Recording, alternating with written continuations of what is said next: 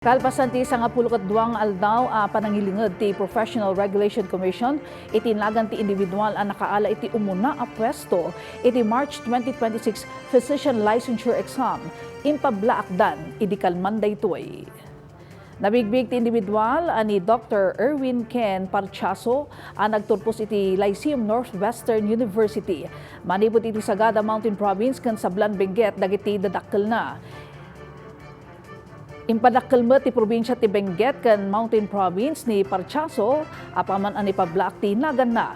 Nagunod na ti umuna a spot kas retaker nga dan iti 98.50% nga average manipod kadagiti 1,954 api masa ken 2,781 nga examinees.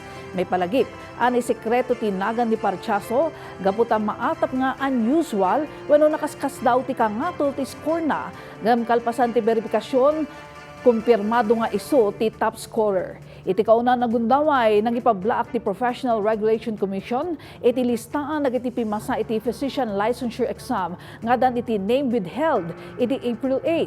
Ti nagragsakmet daytoy ti pamilya ni Dr. Parchaso. Morura iti kanayunan a pammalawag ti PRC no apay anilumeng tinagan ni Parchaso iti baet a naipablaaken dagiti dadduma.